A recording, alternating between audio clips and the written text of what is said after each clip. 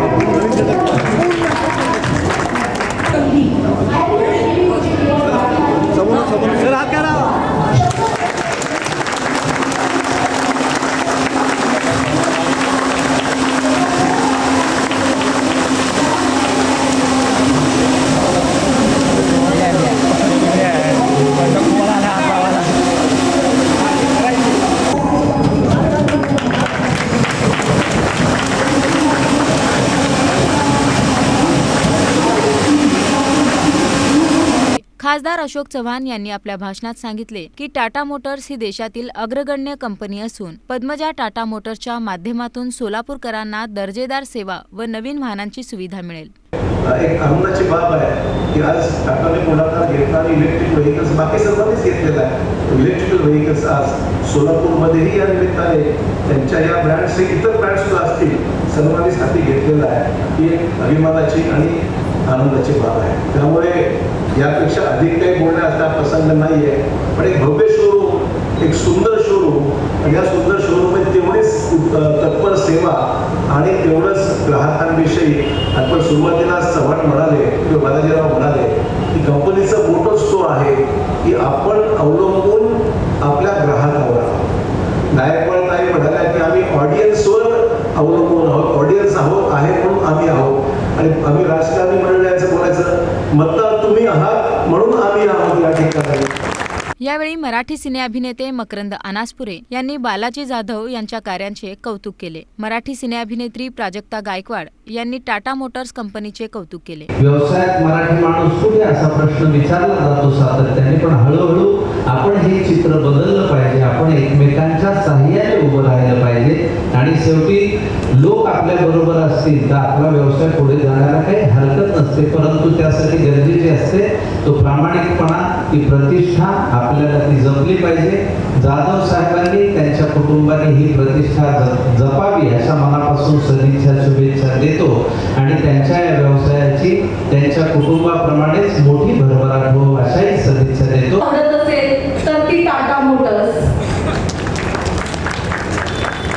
कारण जसे तुम्हा सगळ्यांचे आयडॉल म्हणून रतन टाटा आहेत तसेच माझे सुद्धा आयडॉल रतन टाटा होते आहेत आणि इथून पुढेही राहतील। आणि अभिमानाची गोष्ट म्हणजे माझे पप्पा सुद्धा माझ्या जन्माच्या आधीपासून टाटा मोटर्स मध्ये काम करतायत। त्यामुळे मी एक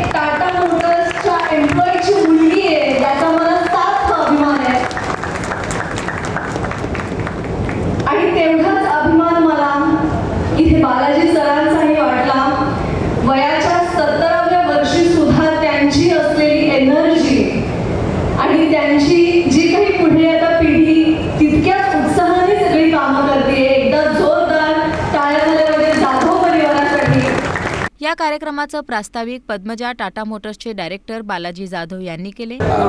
लेवलची हे झाली कॉन्फरन्स.